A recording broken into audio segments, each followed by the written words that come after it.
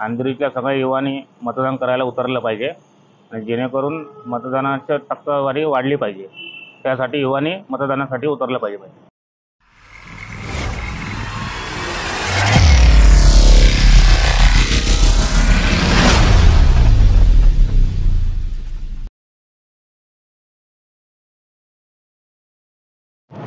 नमस्कार, मी अतुल जैन आपली बातमीत आपलं सर्वांचं हार्दिक स्वागत करतो।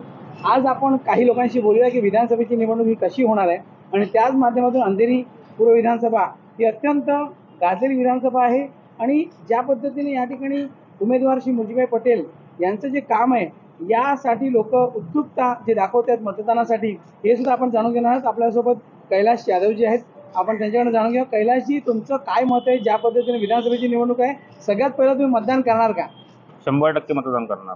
आणि आज तुम्ही युवा आहात, काय सांगाल युवा पिढीला ज्या पद्धतीने मतदान करत नाही लोक, कशा पद्धतीने लोकांनी मतदानाला उतरलं पाहिजे?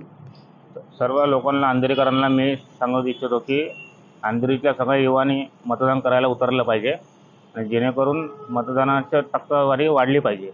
त्यासाठी युवांनी मतदानासाठी उतरलं पाहिजे।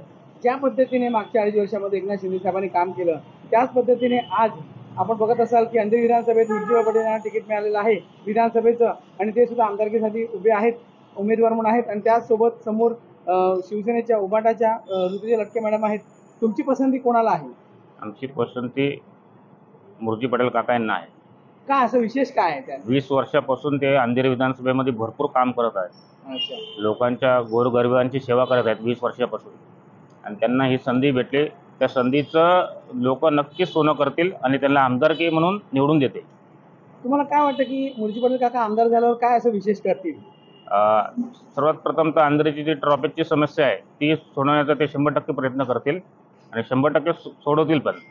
आणि विशेष राहिलेला प्रश्न हा आहे की जे DPA रोड आहेत अंधेरीतले, ते ट्रॉफिक समस्या त्याच्यामुळे सगळी झालेली आहे, तर ती पण सोडवतील ते। आणि दुसरी गोष्ट, आपल्या अंधेरीचा सबवे येतो, कित्येक वर्षापासून तिथे सतत पाणी भरत राहतं, पण त्याच्यावर काय तोडगा निघत नाही आजपर्यंत।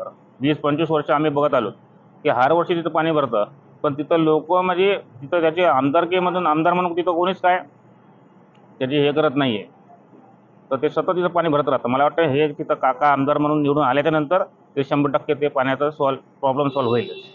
बरं, एकंदरीत तुम्हाला वातावरण कसं वाटतं की काकाचा विजय हा निश्चित तुम्हाला वाटतो? 100% काकाचा विजय होणार। सध्या तर माहोल जसा आहे ना, तर त्या माहोलमध्ये मला वाटतं 100% काकाचा विजय होणार। थँक्यू।